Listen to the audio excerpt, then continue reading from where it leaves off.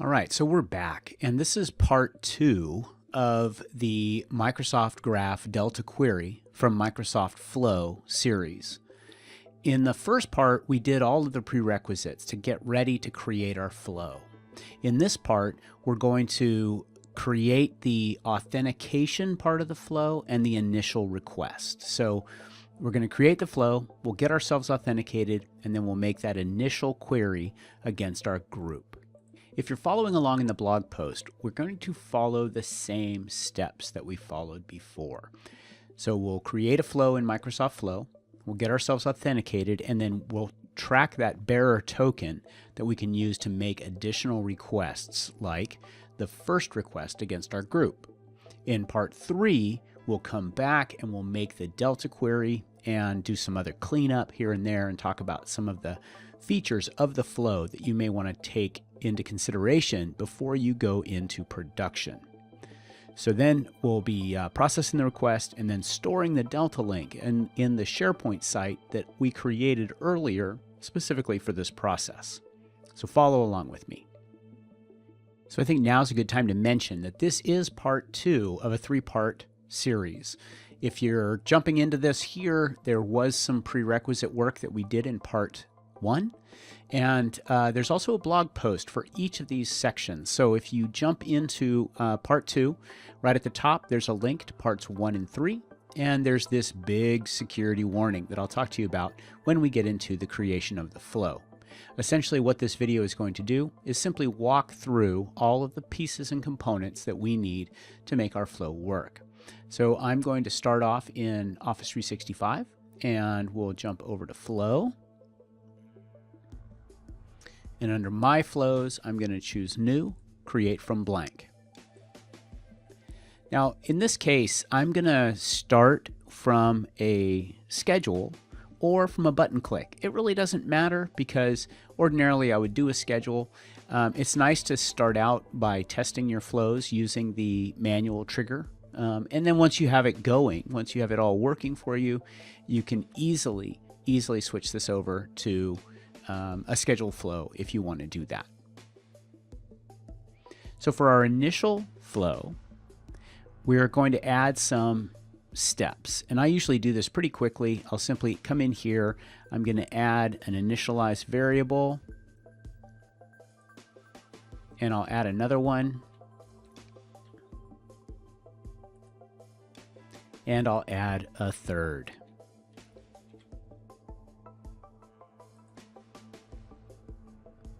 Once I have those 3 variables set up, I will go in and I'm going to add an HTTP action.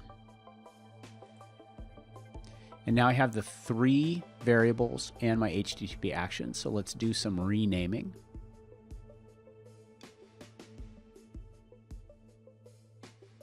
Okay. Once we have those set up, you can't save your flow until you've satisfied all these requirements. So let's go ahead and do that.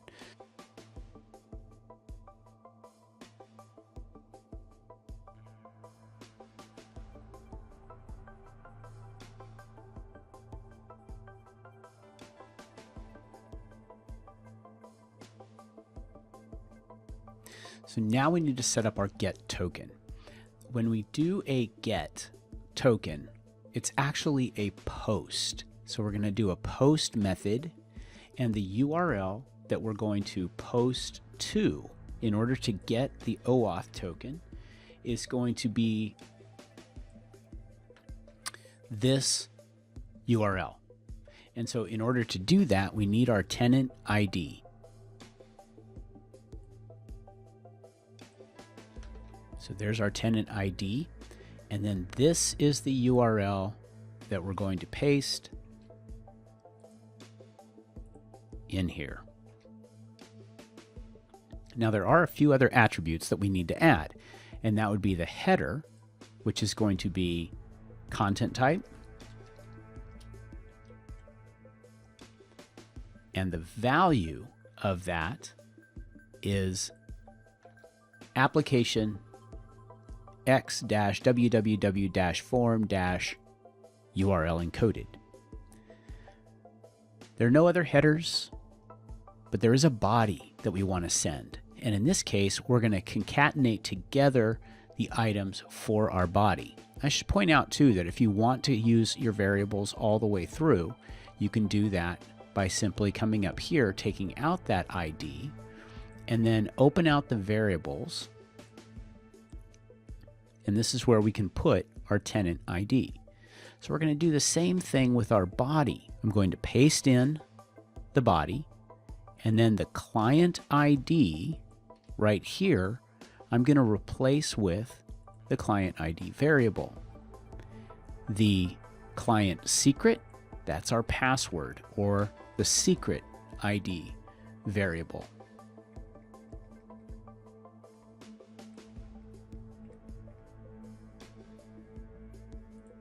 Just like that. So now that this is all put together, we can save our flow. So click Save, and then let's test the flow.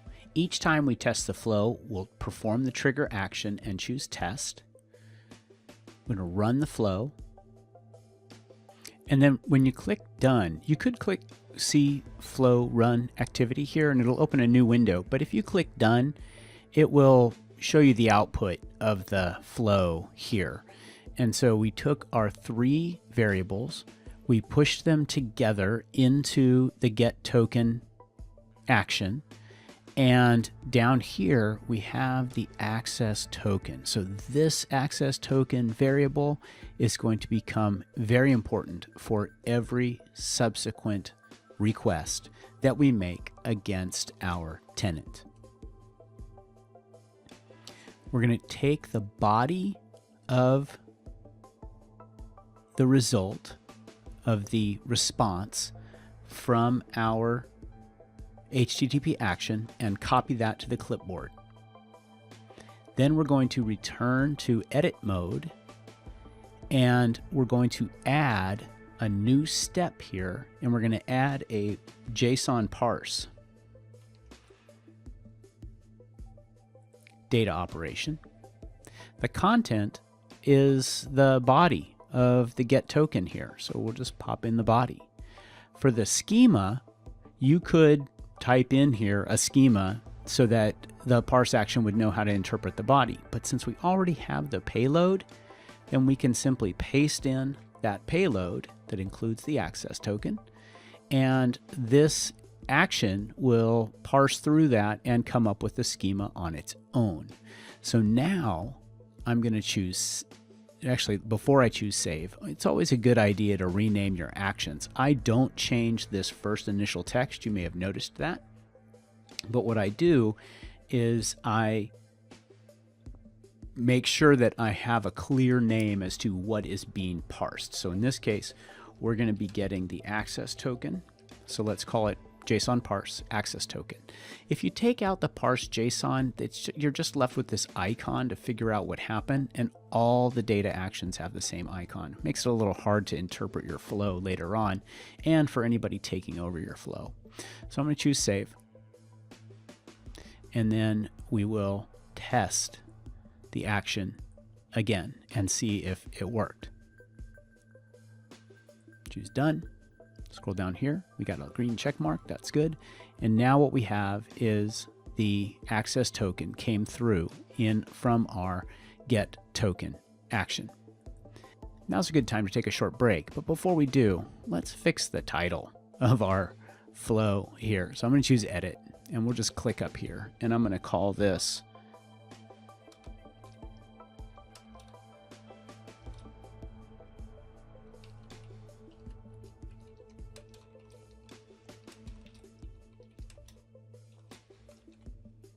something simple, and choose save.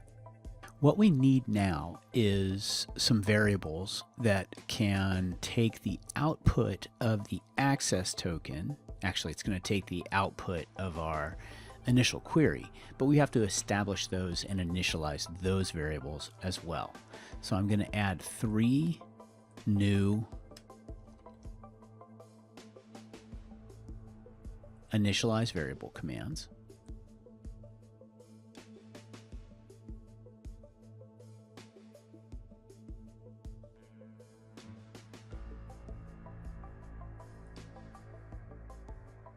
Once I have those three initialized variables set up, and you'll notice that users is an array, the other two are strings, I'm going to add an HTTP action underneath the JSON parse action.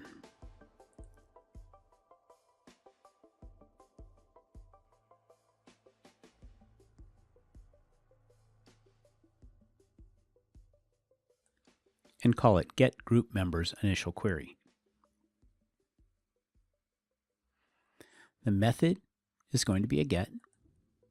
The URI is going to be our first graph call.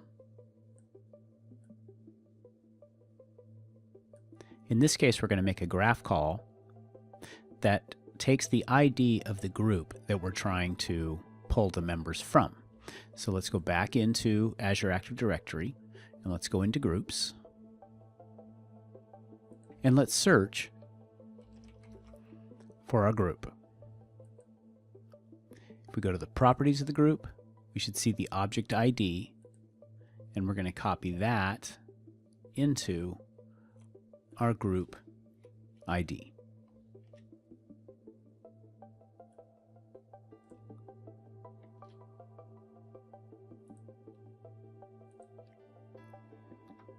And that becomes the URI for our request.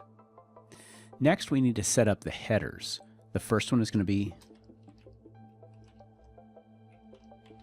authorization, and we're going to type in the word bearer with a space. Following the space, you're going to grab the access token and put it right there. That's all we need to do to make this group request. So now we can save the flow. Oh, we forgot to initialize our variables. I should call your attention to the flow checker in that it helps us with our with errors in our variables. So in this case, we're going to call this variable. See, I did that on purpose. Users. We're going to call this one next link, and we're going to call this one delta link. Okay, I think I have it right this time. We'll choose save, and we'll test our flow.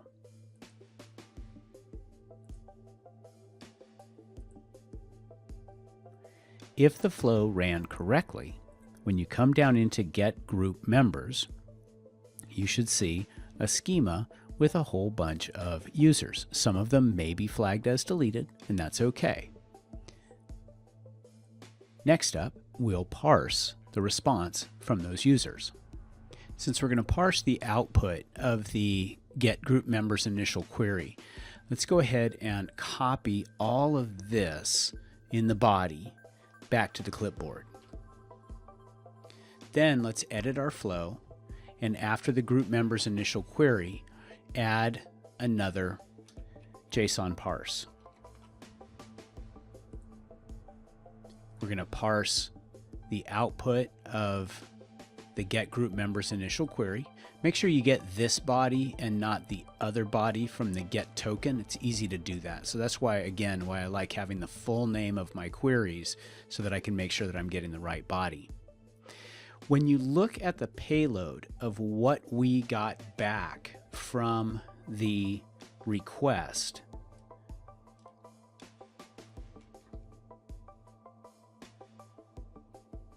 when we look at that response, we'll see that there are some users who've been deleted and some that have not. And that's the nature of this kind of query. If your first user doesn't have this removed reason deleted, copy one and put it up here and make sure you get the comma. The reason for that is that the schema parser only looks at the first object, and we want to make sure that we have this removed reason in the top bit. Since I do, I'm going to go ahead and choose Control C. I'm going to choose Use Sample Payload and paste that in, and that puts in my JSON data for my JSON parse action. So again, let's rename our JSON parse action.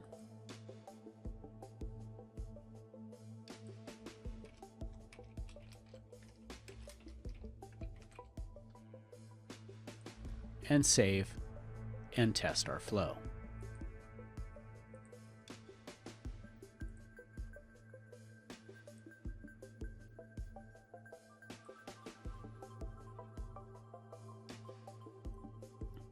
And so now I should see that I have data that came out of the JSON parse action. So this is working out really well. We're going to now work on the group response. And so in order to do that, we're going to iterate through the users and determine which ones are deleted and which ones are not. So you remember that up here we initialized the users, the next link, and the delta link.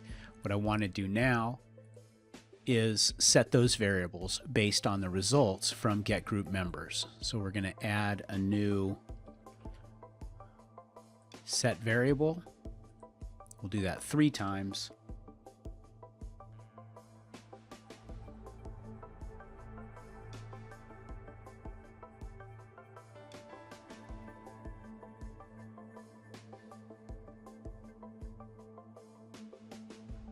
Group members is going to give us either a delta link or a next link. For now, and we're not going to use the delta link until next video. So for now, you can just set the delta link to something like my dog's name, Ruby. The next link we're going to get from the response of the group members, which is this one right here, OData next link. Once those two are set, the users array is a little bit trickier. If you recall, this is a nested array inside of the response from the group members query. Because of that, we're going to use a little bit of an expression to make this happen. And I know that there's only one instance of this users array. I'm going to use the first operator on the body of the group members JSON parse value that we got when we processed the body of the group members. And then that I'm going to get the members delta.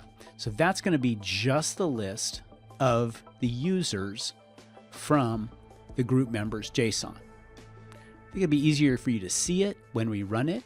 So let's choose save and let's test our action.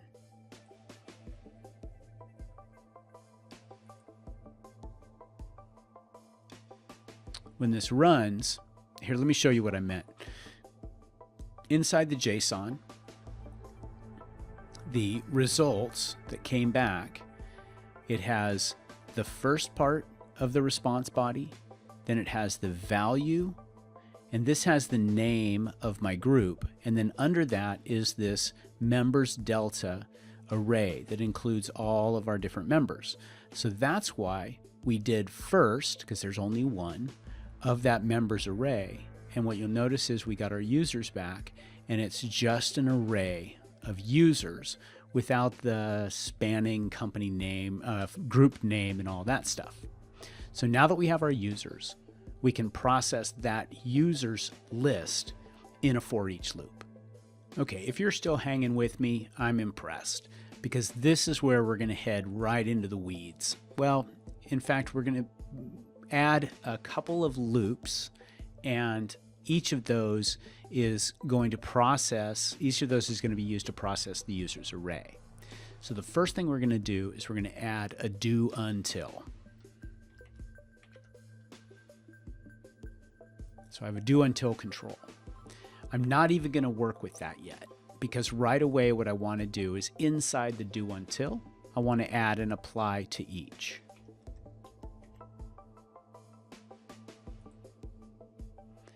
Because we're going to apply to each user. And then inside the apply to each, I'm going to add a condition so that we can choose whether or not to process our users based on whether they're deleted or not. Okay, so once I've gotten this far, it should be apply to each, then our condition, and both of those are inside the do until. So let's create some names now.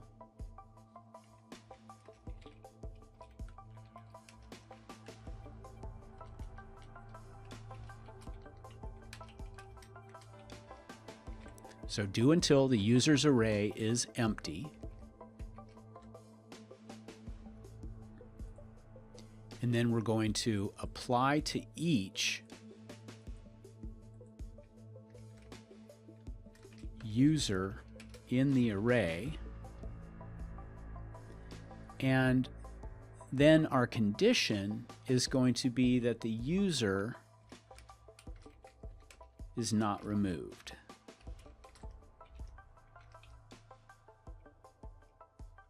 And then we have an if yes and an if no. So let's create those conditions. So the first one is do until the user's array is empty. And what I find is that it's easier to use the advanced mode here and just kill that phrase, and it now says empty variable users. So the user's array is going to get populated here, and then we're going to process that array until the array is empty. The next one is going to be the apply to each user, but we need to know what we're applying the users to. And so in this case, this is our users variable, and it should pick up that that's the only array variable that's there. And so now we have the users array. Now, what about our condition for the users that haven't been removed? Well, in this case, we're going to be looking at each item in the array, in the user's array.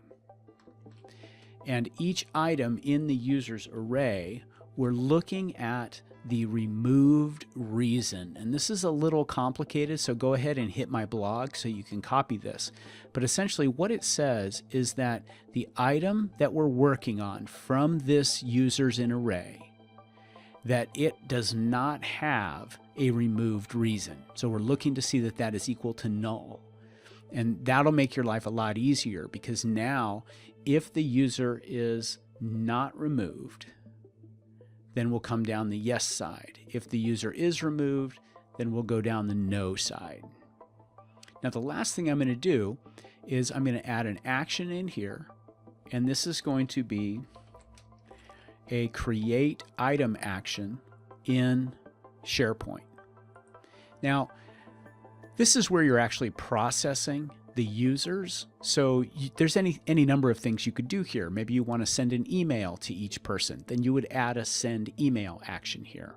But in this case, I'm simply going to create a item in Sharepoint for each member of the group. And in my case, that list is over here in a site called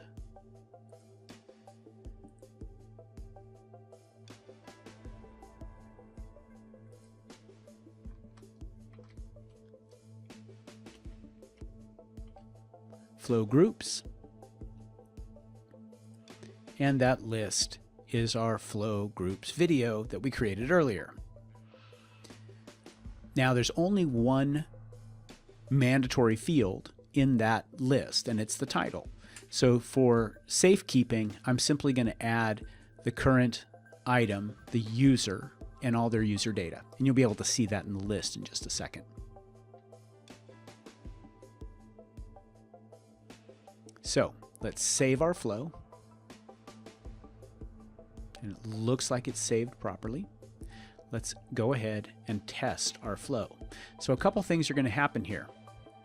The main one that we'll see, hopefully, is that the flow will run to completion. But we should also see that over here in our Flow Groups video list, we should see a bunch of users get added here. So I'll choose Save and Test. It's verifying that it's going to connect to Sharepoint as me, and that's fine.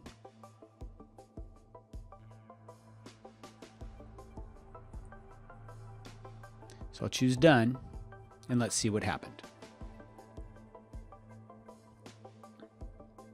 So our flow is coming down, down, down, down, and right now it's on the users array. You see that it's waiting to finish here.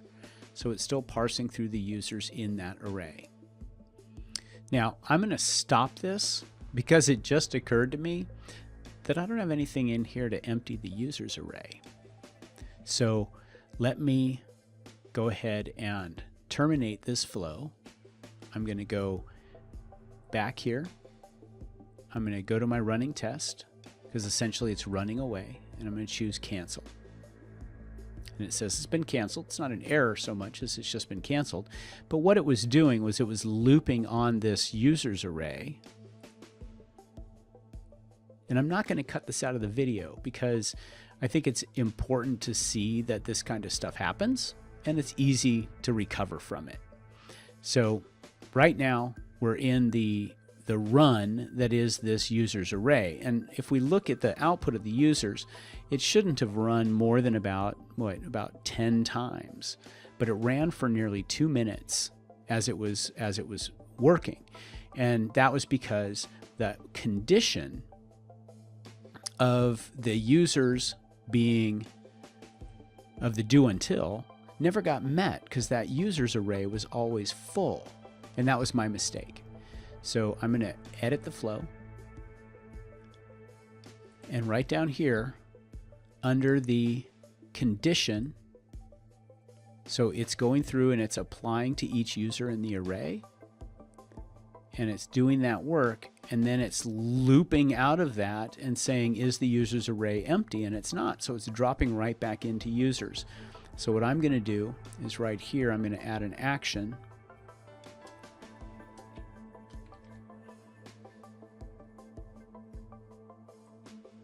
to set the variable of the users array to square bracket. And that'll empty the array after it's gone through and processed it one time to make sure that we don't have that error happen again. So now let's go ahead and save the flow.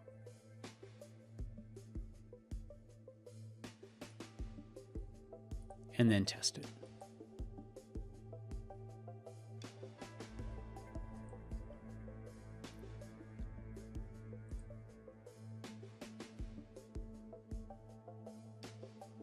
That looks a little bit better. So this time it ran for 7 seconds, okay? And it ran for 14 users. If I open out the condition, I can see what happened for each of those 14 users. So the first user was false. It was deleted. The next user was false. False. True. So you see that this turned green and it went down this path. The next one was true. The next one was false. So it did not go down that path. And so now, if I go back, I'm going to run this one more time just to make it really clear what happened here. Go back to the top. We're going to delete all of the users in our flow groups video list. Notice there's 60 items in there. Yeah, that was kind of silly.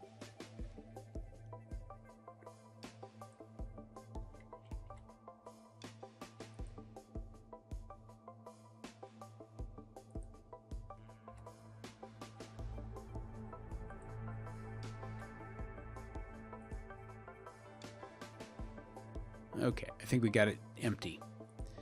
Now, let's go back to our flow and let's edit it and test it again right away and then run it. And what we should see is it to run to completion, and we should just see a few of our users added. And there we go. We just have 3. That's great.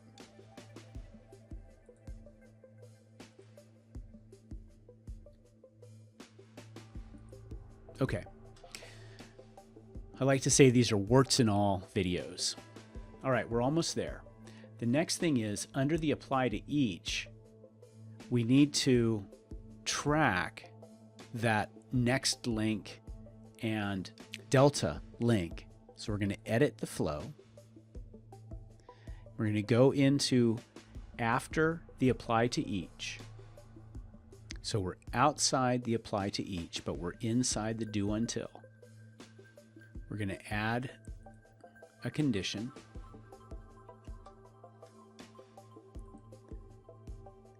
And this condition is going to test for the presence of the next link. And so again, we like to look at we like to use the advanced mode and paste that in. So now I have empty variables next link. We'll rename.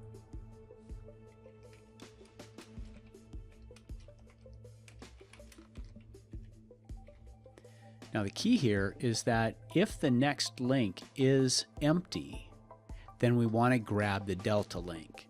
But if the next link is not empty, then we're going to process the users and send it back into this do until users is not empty, process the users, come back down and test it again. So if the next link is empty, we're going to set the users variable to null.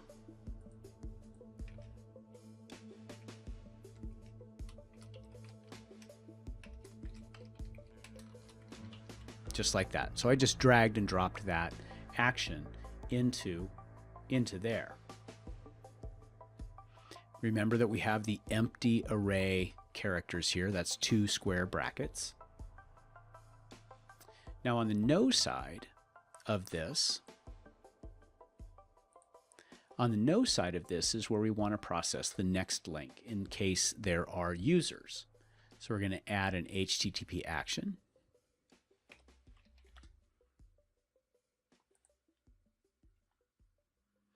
And in this case, the HTTP action is going to be another get. The URI, this is the magic of that.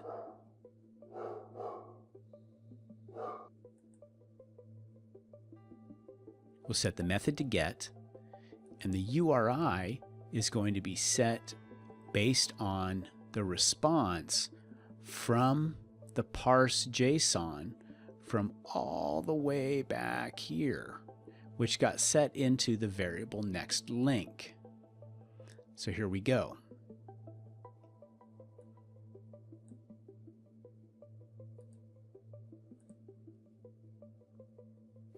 The headers are the same as before. Authorization,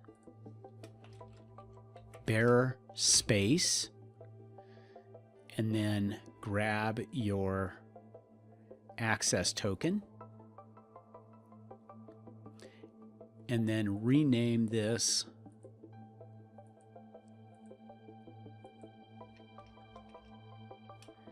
to get next data. So essentially what's happening is if the request returns another page of data, it's going to return a next link. And so we're going to use this to process that next page of data. So the next trick we're going to use is we want to run this get next data so that we can get the schema to pass into our JSON parse. But before I do that, I'm going to save a little bit of time and go ahead and set a few additional variables and just get ready to do that.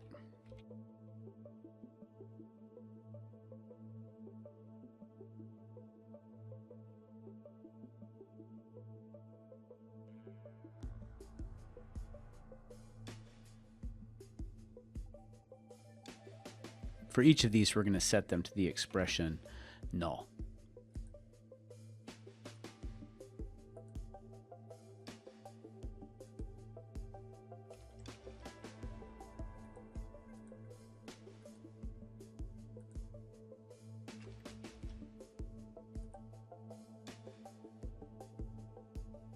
Okay, so let's save and test our work.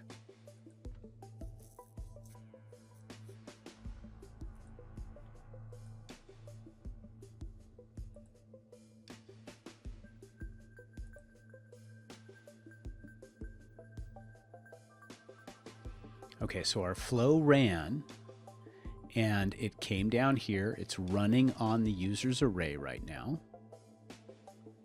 So let's open it out. Let's go into the next link empty condition. And here we can see that once the users array was cleared, we came all the way down. Now, this is what I want you to copy. If you look in the response, this one has a delta link. which means that that delta link would have gotten set here if we set that variable. So I'm going to grab this. You'll also notice that the value is empty, which means there's no additional users. So we got one page of data, and we came down in here, and we have nothing left. So notice that there's no next link. So we're going to kind of cheat, and I'm going to reopen Notepad here, and I'm going to paste in that info. Now, this whole bearer token, this stuff doesn't really matter, so you can just trim it down to make it easier to see. What I care about is that I have the OData delta link there, and then from a previous response, I'll have an example of a next link. So let's go back up the page right here, and let's see if we have a next link in here. And we do. We have an OData next link. So I'm going to copy that, and I'm going to paste it right above the delta link. And again, all of this text, this stuff doesn't matter. So if I cut it out, make it easier to see, now you have the context, the next link, the delta link. Let's take that extra line out. And I'm going to copy all of this, because when we go back in and we edit our flow, we can add underneath our get a JSON action that is going to take the body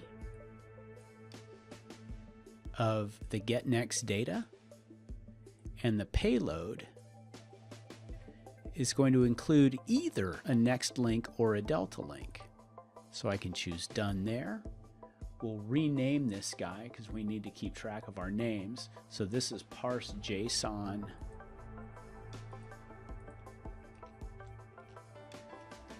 next data. And now that I've got that parsing, I can pass into the next link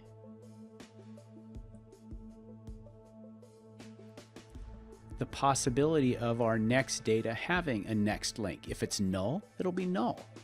Our delta link is going to be the delta link, and our users is going to be that same expression that we used before, but in this case it's going to reference the parse JSON next data, and it'll grab the first array there. So what we've done is created a scenario where as the query comes down in here, it's going to get the next data. If the next data has a link, then next data will be populated. Next link will be populated, but delta link won't. So it's going to have users. That's going to drop out. It's going to come back up here and come back down until that next link variable is empty, at which case we're going to clear out the users array. And then what we have to do, is drop out and store the delta link. And that will be saved for next time. So I'm going to save that. I'm going to test our flow.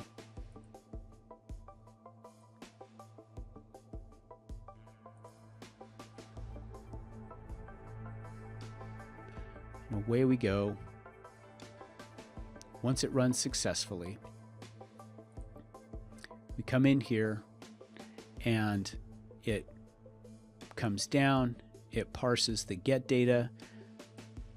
If I look at the get data down here, it has a delta link, which means that the delta link is there. So now all we have to do, the last step in all of this, is to simply, once we drop out of the loop, once we know that we're done with processing our users, after everything, we're going to store the Delta link. And so what I'm going to do here is update an item in Sharepoint. And I'm going to update the item in Sharepoint that is our flow groups configuration video Delta link. So again, we're going to grab the URL.